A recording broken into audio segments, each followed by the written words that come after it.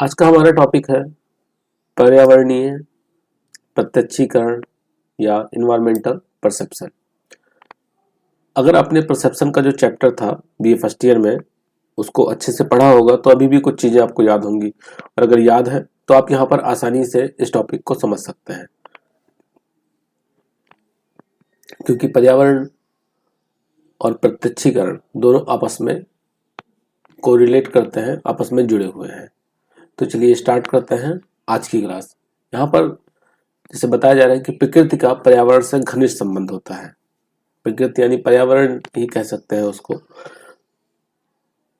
और पर्यावरण से ही प्रत्यक्षीकरण का विकास होता है। क्योंकि प्रत्यक्षीकरण होता क्या है, अगर हम सिर्फ प्रत्यक्षीकरण की बात करें तो परसेप्शन एक ऐसा प्रोसेस है बाय विच मतलब हम उसके द्वारा वातावरण में जो उद्दीपक होते हैं, उपस्थित उद्दीपकों के बारे में जानकारी प्राप्त करते हैं, उनको संगठित करते हैं और फिर उनकी व्याख्या करते हैं। तो सेम चीज यहाँ पर भी बताई जा रही है कि जो पर्यावरण से ही प्रत्यक्षीकरण का विकास होता है, क्योंकि हमारे आसपास जो भी चीजें हैं वो सारी चीजें पर्यावरण के अंतर्गत आती हैं, तो उसी से तो हमें प्रत्यक्षीकरण होता है। तो इसलिए हम कह सकते हैं कि पर्यावरण से ही प्रत्यक्षीकरण का विकास होता है, और प्रत्यक्षीकरण के द्वारा ही व्यक्ति पर्यावरण में उपस्थित घटना या वस्तु विशेष का तत्काल ज्ञान प्राप्त करता है। जैसे प्रत्यक्षीकरण से भी पहले एक प्रक्रिया होती है, आप उसे जानते हैं, जिसे हम संवेदन या सेंसेशन कहते हैं। उसमें क्या होता है, उसमें हमें सिर्फ ये पता चलता है नहीं कि कुछ हो रहा है, जैसे कोई आवाज सुनाई दी, कोई चीज दिखाई दिया, जैसे मान लीजिए कि कोई बहुत दूर से आ रहा है और आपको दिखाई दे रहा है कि हाँ नहीं कोई आ रहा है, तो ये आना जो दिख रहा है वो एक संवेदना है, दृश्य संवेदना हुई। लेकिन जब वो थोड़ा सा और पास आता है या जब थोड़ा सा ध्यान देते हैं आप उसके चाल पे, तो आपको पता चलता है नहीं ये तो मेरा फ्रेंड आ रहा है। तो अब यहाँ पर क्या हुआ, यहाँ पर प्रत्यक्षीकरण हो गया। क्यों प्रत्यक्षीकरण हो गया? क्योंकि आपने उस उद्दीपक की व्याख्या कर ली, आपको पता चल गया कि ये जो उद्दीपक आ रहा है वो कौन है, और फिर उसके बाद आप उससे अनुकूलन स्थापित करते हैं। आप जैसे फ्रेंड आ रहा है तो आप उछलते कूदते उसके पास जाएंगे। अगर वहीं पे आपके पेरेंट्स आ रहे होते या आपके टीचर्स आ रहे होते तो हो सकता था कि बिहेवियर में थोड़ा चेंज हो जाता। तो प्रत्यक्षीकरण यहाँ पर बताया जा रहा है वही चीज कि प्रत्यक्षीकरण से पहले संवेदना होती है। जब उद्दीपक से संबंधित अनेक संवेदनाएं संगठित हो जाती हैं तब उसका प्रत्यक्षीकरण होता है, जैसे कि अभी मैंने आपको एग्जाम्पल में बता दिया। उसके बाद देखें तो बताया गया है कि पर्यावरण प्रत्यक्षीकरण में संज्ञानात्मक चीजें भी होती हैं, भावात्मक, व्याख्यात्मक तथा मूल्यांकन परक अवयव कार्य करते हैं। कैसे? आप अभी देखे ही हैं कि जब भी हम हमारे सामने कोई संवेदना उत्पन्न होती है, कोई उद्दीपक आता है, तो क्या होता है, उससे रिलेटेड जानकारी हम अपने माइंड में स्टोर करने की कोशिश करते हैं। तो वहां पर संज्ञानात्मक हो गया, क्योंकि संज्ञान के अंदर ही स्मृति, आपका अधिगम, ये सारी चीजें संज्ञान के अंतर्गत आती हैं। इसके अलावा भावात्मक की बात करें तो जो उसके संज्ञान होते हैं, संज्ञान के बाद जो भाव का भी प्रत्यक्षीकरण यहाँ पर होता है कि सामने वाले के भाव कैसे हैं, और फिर उसकी व्याख्या होती है। और कई बार हम मूल्यांकन करते हैं। जैसे मूल्यांकन कैसे, कि व्यक्ति दूर से आ रहा है, तो अब जब वो आ रहा है तो अगर आपका फ्रेंड है तो आप क्या करते हैं, आप आपके फ्रेंड के बारे में आपको पहले से भी जानकारी है, पहले से भी आपको पता है कि वो कैसे चलता है, क्या है। तो जो प्रेजेंट टाइम में सामने से उद्दीपक आ रहा है, उस उद्दीपक की पहचान या उस उद्दीपक को आप मैच करते हैं अपने मेमोरी में, जो आपका स्टोरेज है वहां से उसको कोरिलेट करते हैं, मूल्यांकन करते हैं कि क्या जो आ रहा है वो जो मेरे पास पहले से इंफॉर्मेशन है उससे मिलता जुलता है। अगर मिलता जुलता है तो आप फिर कहते हैं कि नहीं ये तो मेरा फ्रेंड ही है। तो इस तरीके से हम कह सकते हैं कि इसमें संज्ञानात्मक, भावात्मक, व्याख्यात्मक तथा मूल्यांकन परक अवयव कार्य करते हैं। अब यहाँ पर एक डेफिनेशन भी देखते हैं। तो मैकडूगल ने बताया कि वर्तमान वस्तुओं के संबंध में चिंतन करना ही प्रत्यक्षीकरण है। मतलब एट ए टाइम आप अपने आसपास की चीजों के प्रति अवेयर हैं, उनके बारे में सोच रहे हैं, तो इन्होंने कहा कि बस यही इतनी चीजें प्रत्यक्षीकरण के अंतर्गत आती हैं। और एक वस्तु की उपस्थिति तभी तक रहती है जब तक वह हमारी ज्ञानेंद्रियों को ऊर्जा द्वारा प्रभावित करती है। जैसा कि उद्दीपक की डेफिनेशन में आपने देखा था कि मतलब उद्दीपक का हम प्रत्यक्षीकरण कर पाए, इसके लिए यह भी आवश्यक है कि उस उद्दीपक के अंदर इतनी क्षमता हो कि वो हमें प्रभावित कर सके, वो हमें अपनी ओर आकर्षित कर सके, तभी उस चीज का प्रत्यक्षीकरण होता है। समझ में आया? इन्होंने क्या बताया कि वर्तमान वस्तुओं के संबंध में चिंतन करना ही प्रत्यक्षीकरण है, और एक वस्तु का प्रत्यक्षीकरण तभी हो सकता है जब उसके पास इतनी क्षमता हो कि वो हमारी ज्ञानेंद्रियों को प्रभावित कर सके या हमारी ज्ञानेंद्रियां उसके द्वारा प्रभावित होती हो। इसके अतिरिक्त व्यक्ति पर्यावरण का प्रत्यक्षीकरण संपूर्ण रूप से करता है। जैसे यहाँ पर थोड़ा सा गेस्टाल्ट कॉन्सेप्ट को लिया जा रहा है कि हम अगर मान लीजिए किसी एक व्यक्ति को देखते हैं तो व्यक्ति के कान को अलग, नाक को अलग, मुंह को अलग, ऐसे अलग अलग करके नहीं देखते हैं, हम संपूर्णता के साथ उसको देखते हैं, एज ए होल उस चीज को परसेप्शन करते हैं।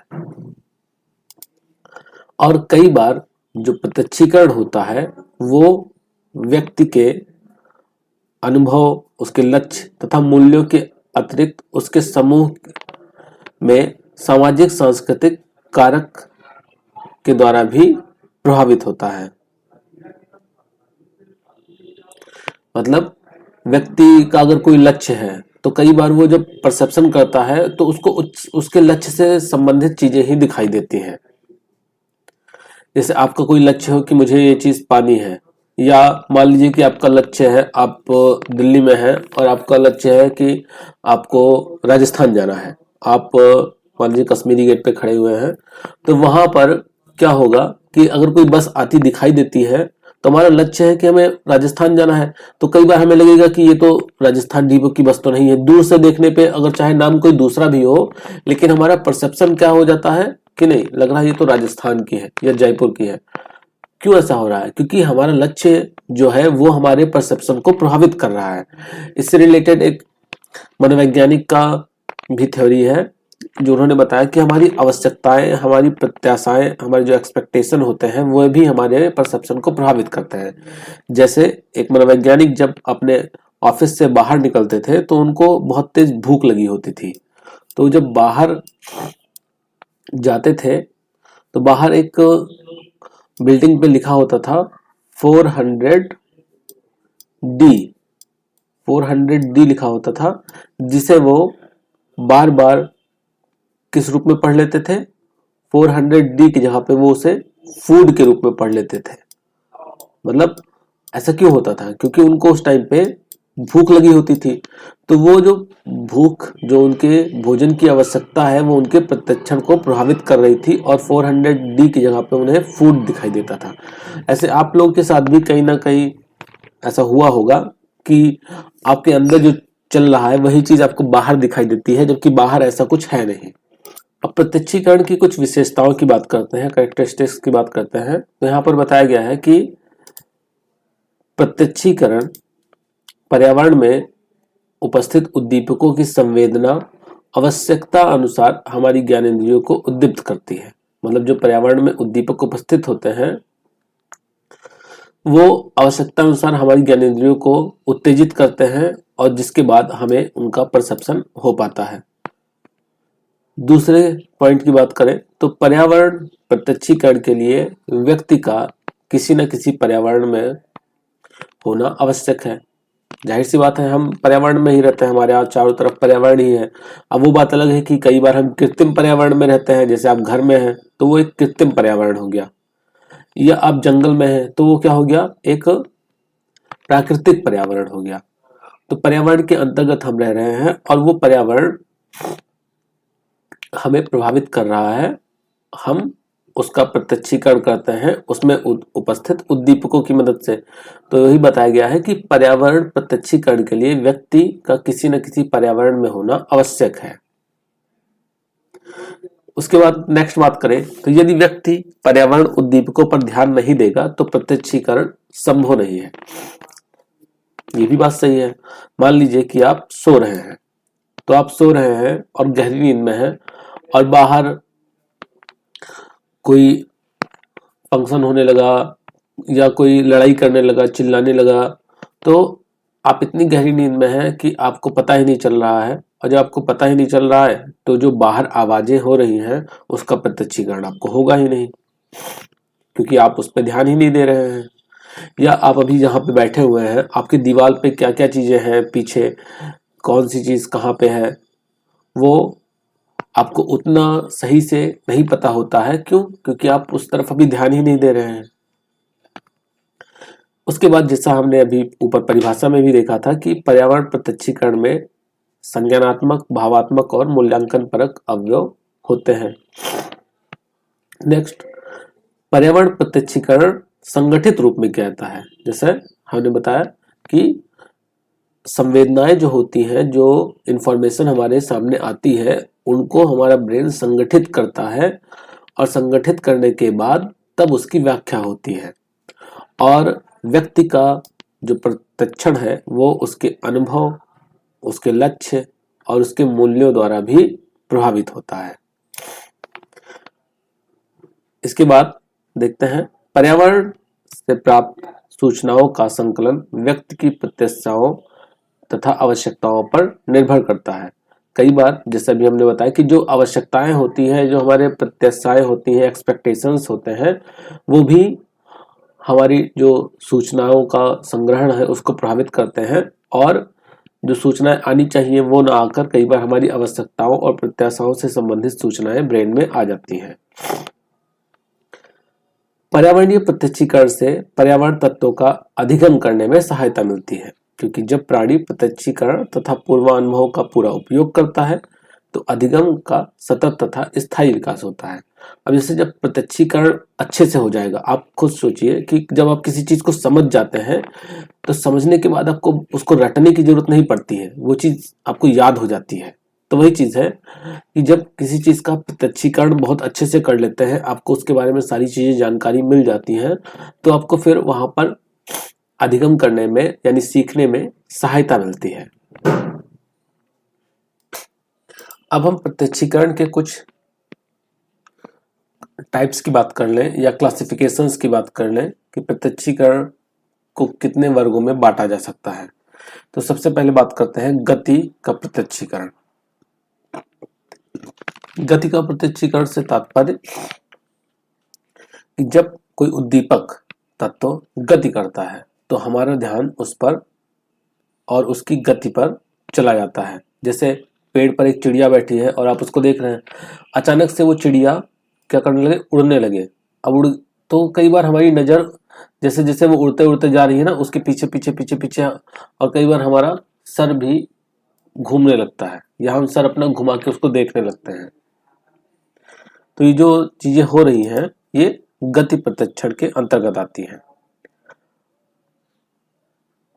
अब इसमें और भी चीजें बताई गई हैं कि यदि सभी तत्व समान होते हैं तो प्रत्यक्षीकरण में कोई बाधा उत्पन्न नहीं होती है, लेकिन जब उद्दीपक की गति असामान्य होती है तो प्रत्यक्षीकरण स्पष्टता मतलब स्पष्ट नहीं होता है। यानी अगर एक स्पीड में वो जा रहा है तब तो आप आसानी से देख सकते हैं, लेकिन अगर वो इतना गया उसके बाद बहुत तेजी से यहाँ पहुंच गया तो कई बार उसके परसेप्शन में क्या होगा, प्रॉब्लम आ जाती है। अब जब कोई वस्तु गतिमान रूप में हमारे ब्रेन के सामने से या हमारे आंखों के सामने से जब गुजरती है तो हमारी जो रेटिना पर उसके इमेजेस हैं वो लगातार चेंज होते रहते हैं। अगर हम सिर्फ अपनी आंखों को घुमा रहे हैं, ये चीज ध्यान दीजिएगा कि अगर सिर्फ आपका सर एकदम स्ट्रेट है और आप सिर्फ अपनी आंखों को घुमाते हुए इधर से उधर ले जा रहे हैं तो जो आपके रेटिना पर उसका इमेज बन रहा है वो बदलता रहेगा। लेकिन अगर वहीं पर आप जैसे जैसे चिड़िया उड़ रही है वैसे वैसे अपना पूरा फेस ही घुमाते दे रहे हैं तो वहां पर गति प्रत्यक्षण उतना अधिक नहीं होगा। क्यों? क्योंकि जो इमेज बन रहा था रेटिना पर वो तो सेम ही है, क्योंकि आप अपना सर घुमा दे रहे हैं।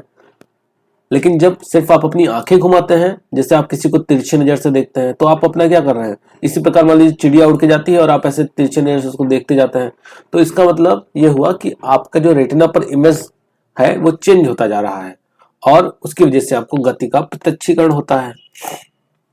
इसी के बाद आगे बात करते हैं हम अनुकूलन के प्रत्यक्षीकरण की, एडाप्टेशन परसेप्शन। तो जैसे हमारे इन्वायरमेंट में जब पहली बार कोई चेंजेस होता है, चलिए यही इनके लैंग्वेज को देखते हैं कि जब कोई पर्यावरणीय उद्दीपक पहली बार व्यक्ति के सामने उपस्थित होता है तो व्यक्ति की उस उद्दीपक के प्रति जो संवेदनशीलता होती है वो बहुत अधिक होती है, लेकिन समय बीतने के साथ साथ उस संवेदनशीलता में कमी आ जाती है और अनुक्रिया कमजोर हो जाती है। जैसे मान लीजिए आप रूम में बैठे हैं, अभी गर्मी का टाइम है और अचानक से लाइट चली जाती है, तो जब अचानक से लाइट चली जाती है तो एक बार को बहुत ज्यादा गर्मी लगती है, पसीने आने लगते हैं, लेकिन थोड़ी देर बाद जैसे थोड़ा सा समय बीतता है तो पसीना गायब हो जाता है और हम उस एनवायरनमेंट को अडॉप्ट कर लेते हैं, उसके प्रति हम समायोजन स्थापित कर लेते हैं और फिर हमें उतनी गर्मी नहीं लगती है, गर्मी लगनी थोड़ी कम हो जाती है और हमारी जो उस एनवायरनमेंट के प्रति जो संवेदनशीलता थी वो भी थोड़ा सा कम हो जाता है। क्यों? क्योंकि हमने क्या किया, यहाँ पर अनुकूलन प्रत्यक्षीकरण कर लिया, हम उसके प्रति अनुकूल हो गए।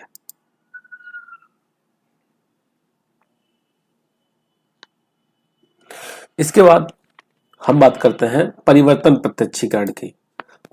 बहुत आसान सा है, अगर आप इनके हेडिंग्स को याद रखेंगे तो आप आसानी से इनको अपने मन से भी लिख सकते हैं। परिवर्तन प्रत्यक्षीकरण, परसेप्शन ऑफ चेंजेस। आपने देखा होगा कि कई बार जब घर बनते हैं, जैसे आपका घर बन रहा हो या पड़ोस में घर बन रहा हो, तो अगर आप वहां पे मौजूद हैं और घर बन रहा है, डेली थोड़ा थोड़ा करके बन रहा है, तो आपको उतना ज्यादा असर नहीं पड़ता, मतलब आप उस चीज को उतना ज्यादा नोटिस नहीं करते हैं। लेकिन मान लीजिए कि आप कहीं 15 दिन के लिए बाहर चले गए या 1 महीने के लिए आप बाहर चले गए और 1 महीने में ही आपके घर के बगल में जो जगह खाली थी वहां पर एक बिल्डिंग खड़ी हो गई, तो आपको बड़ा एक अचानक सा, मतलब एक अजीब सी फीलिंग आती है और जो चेंज होता है, जो वहां पर खाली जगह था वहां पर जो बिल्डिंग आ गई, उस चेंज को देखकर जल्दी आप एक्सेप्ट नहीं कर पाते हैं, उसमें थोड़ा सा टाइम लगता है कि अरे यहाँ पे तो कुछ था ही नहीं, ये कैसे हो गया। या कहीं आप 10 साल पहले गए थे, 5 साल पहले गए थे और उस जगह पर आप दोबारा जाते हैं तो वहां पर जो चेंजेस हुए हैं उन चेंजेस को आप बहुत जल्दी नोटिस कर ले जाते हैं कि यहाँ पे ये तो नहीं था, ये तो अब आया है। और जबकि आपके घर में ही या पड़ोस में ही जब धीरे धीरे कोई चीज होती है और उस चीज के होते समय आप वहां पर रहते हैं तो आपको उन चीजों का उतना असर नहीं पड़ता है। वही चीज यहाँ पर बताई गई है कि पर्यावरण में परिवर्तन के साथ साथ व्यक्ति अपने व्यक्तिगत गुण तथा विशेषताओं के आधार पर पर्यावरण का प्रत्यक्षीकरण करता है। यदि कोई नवीन परिवर्तन व्यक्ति के सामने बहुत धीरे धीरे होता है तो व्यक्ति उस परिवर्तन को सहजता से स्वीकार कर लेता है, उसको ज्यादा दिक्कत नहीं होती है। लेकिन यदि परिवर्तन तीव्रगामी हो तथा व्यक्ति को प्रभावित करने वाला हो तो व्यक्ति उसका प्रत्यक्षीकरण गंभीरता से करता है और प्रभावी ढंग से भी करता है। जैसे अगर किसी जंगल में 1 पेड़ 2 पेड़ कट जा रहे हैं तो किसी व्यक्ति का उस पर उतना ध्यान नहीं जाता है, लेकिन अगर एक साथ ही 100 पेड़ 200 पेड़ गायब हो गए तो वहां पर क्या होता है, वहां पर हमारा ध्यान उस तरफ जरूर जाता है और वो हमारे प्रत्यक्षीकरण को प्रभावित करती है। नेक्स्ट है हमारा प्राकृतिक आपदाओं का प्रत्यक्षीकरण, परसेप्शन ऑफ नेचुरल डिजास्टर्स। तो जैसा कि अब तक आपने देखा कि परसेप्शन में हमने देखा प्रत्यक्षीकरण में कि इसके कौन कौन से क्लासिफिकेशंस हैं, और ये लास्ट क्लासिफिकेशन है, इसमें ये बताया जा रहा है कि प्राकृतिक आपदाएं जब आती हैं तो हम उनका सही अनुमान नहीं लगा सकते कि कोई आपदा कितनी भयंकर आएगी, उसकी तीव्रता कितनी होगी, उससे नुकसान कितना होगा। और इस कंडीशन में उनका जो प्रत्यक्षीकरण होता है वो भी बहुत तीव्र होता है, यानी वो तीव्र गति से हमें प्रभावित करता है। जैसे मान लीजिए कि अचानक भूकंप आ जाए और आपके आसपास में जो घर दिखाई दे रहे थे वो अचानक से गिर जाए, टूट जाए, तो आप उनको देखेंगे तो आपका जो परसेप्शन है वो काफी ज्यादा प्रभावित होगा, क्योंकि जो चेंजेस आए वहां पर वो बहुत तीव्र गति से आ गए। वही चीज यहाँ पर बताई जा रही है कि प्राकृतिक आपदाओं का सही अनुमान पहले से नहीं लगाया जा सकता, इसीलिए जान मान की भारी हानि, अनैतिक कार्यों में वृद्धि, आर्थिक व्यवस्था पर प्रभाव के कारण नए नए सामाजिक समीकरण बनते हैं। इसीलिए प्रत्यक्षीकरण भी तीव्र गति से प्रभावित होता है। अब प्राकृतिक आपदाओं में कौन कौन सी चीजें हो सकती हैं? भूकंप हुआ, आपका भूकंप, बाढ़ हो गया, तूफान हो गया, ये सारी चीजें प्राकृतिक आपदाओं के अंतर्गत आती हैं, जिनका प्रत्यक्षीकरण गंभीर, सोचनीय व अनिवार्य होता है। अब ऐसी आपदा आएगी तो गंभीर ही है, और आपदाओं के बारे में, आपदाएं जब आ जाएंगी तो सोचना पड़ेगा ही, क्योंकि उनसे नुकसान बहुत ज्यादा होता है, और सोचना अनिवार्य भी है। क्यों अनिवार्य है? कि आगे चलकर हम इसको कैसे बच सकते हैं। जैसे वर्तमान की बात करें, यहाँ पर बाढ़ हो गया है, इसको बात कर लेंगे आप लोग। वर्तमान की बात करें तो जैसे कोरोना, अब कोरोना ने, किसी को पता भी नहीं था कि कोरोना जैसी बीमारी आएगी और इतनी बड़ी मात्रा में आएगी, जिसमें लाखों करोड़ों लोग प्रभावित होंगे, मारे जाएंगे। इसी प्रकार कुछ सालों पहले भोपाल में गैस त्रासदी हुई, जो कि एक टेक्निकल फॉल्ट था, तकनीकी विपदा थी। गुजरात में भूकंप आया, ये प्राकृतिक आपदा। सूरत में प्लेग। तो ये सभी चीजें क्या कर रही हैं? ये जो महामारियां हुई या जो प्राकृतिक आपदाएं आई, वो इतनी तीव्र गति में आई कि वहां पे लाखों लोगों को, करोड़ों लोगों को उसने प्रभावित किया, उनके प्रत्यक्षीकरण को प्रभावित किया, उनके देखने के नजरिए को उसने चेंज किया। और उसके लिए फिर भविष्य में कौन से सुरक्षात्मक उपाय बनाए जाएं, कैसे उनको फॉलो किया जाए, उसके लिए भी ये सभी चीजें क्यों हो पाई? क्योंकि हमने जो प्रत्यक्षीकरण किया था वो गंभीर प्रत्यक्षीकरण था, उस पर हमने ध्यान दिया था, उसको इग्नोर नहीं कर दिया था। तो इसलिए सुरक्षात्मक उपाय भी हुए। जैसे अभी देखें तो कोरोना से रिलेटेड वैक्सीन आ गई हैं, सब लोग वैक्सीन लगवा भी चुके हैं। तो अगर हमने उसको इग्नोर कर दिया होता, उसको ध्यान ना दिया होता, उसका प्रत्यक्षीकरण गंभीर रूप से न किया होता, तो हो सकता था कि हम इस कंडीशन तक पहुंचते ही नहीं कि हम वैक्सीन बना पाते। इसी प्रकार अगर हम आगे देखें तो जो सामाजिक सांस्कृतिक प्रभाव है वो भी प्रत्यक्षीकरण पर पड़ता है, यानी पर्यावरणीय प्रत्यक्षीकरण पर सामाजिक सांस्कृतिक प्रभाव, socio culture effect on environmental perception. इसमें बाकर ने एक रिसर्च किया और बाकर ने बताया कि जो सामाजिक आर्थिक स्तर है वो वायु प्रदूषण को सहन करने की क्षमता से जुड़ा हुआ है, और इसमें भी व्यक्ति दो तरीके से प्रभावित होता है। इनमें अपने अध्ययन में इन्होंने पाया कि ऐसे व्यक्ति जिनका सामाजिक आर्थिक स्तर उच्च होता है, उनके अंदर वायु प्रदूषण के प्रति जो संवेदनशीलता होती है, जो प्रत्यक्षीकरण होता है, वो अधिक होता है। आप खुद देख सकते हैं कि जैसे जो बहुत बड़े परिवार से बिलोंग करते हैं या इकोनॉमिकली बहुत स्ट्रांग हैं, वो लोग थोड़ा सा ही धूल, थोड़ा सा ही मिट्टी या पोल्यूशन से उनको प्रॉब्लम्स हो जाती है, उनको डॉक्टर के पास लेके जाना पड़ता है। लेकिन वहीं पर अगर हम बात करें एक मजदूर की, तो मजदूर ऐसी जगह पर भी काम करते हैं जहां पर बहुत ज़्यादा वायु प्रदूषण हो रहा हो, ध्वनि प्रदूषण हो रहा हो, और वहीं पर सोते भी हैं क्योंकि उनकी मजबूरी है, और उनके हेल्थ पर उतना असर नहीं पड़ता है जितना कि एक अमीर व्यक्ति के हेल्थ पर पड़ता है। तो इस तरीके से हम देखते हैं कि जो सामाजिक सांस्कृतिक प्रभाव है वो भी पर्यावरण प्रत्यक्षीकरण को प्रभावित करते हैं। इसी प्रकार अगर हम संस्कृति की बात करें तो कुछ संस्कृतियों में जो घर होते हैं वो आयताकार होते हैं, कुछ संस्कृतियों में घरों का निर्माण वो गोलाकार निर्माण पर ज़्यादा महत्व दिया जाता है। जैसे वहाँ पर एक गुंबद बना देना, या कुछ लोग एकदम लंबा और आयताकार घर बनाना ज़्यादा पसंद करते हैं। तो ये अलग अलग संस्कृतियों में अलग अलग घर निर्माण का भी रिवाज है, उनका अपना एक उसका महत्व है। इस तरीके से हम देख रहे हैं कि जो संस्कृतियां हैं वो भी प्रत्यक्षीकरण को प्रभावित कर रही हैं। तो आज की वीडियो में हमने देखा कि प्रत्यक्षीकरण, जो पर्यावरण प्रत्यक्षीकरण है वो क्या है, उसके कौन कौन से क्लासिफिकेशंस हैं, और जो सामाजिक सांस्कृतिक प्रभाव है वो प्रत्यक्षीकरण को कैसे प्रभावित करता है। आज की क्लास में इतना ही, मिलते हैं नेक्स्ट क्लास में, तब तक के लिए धन्यवाद।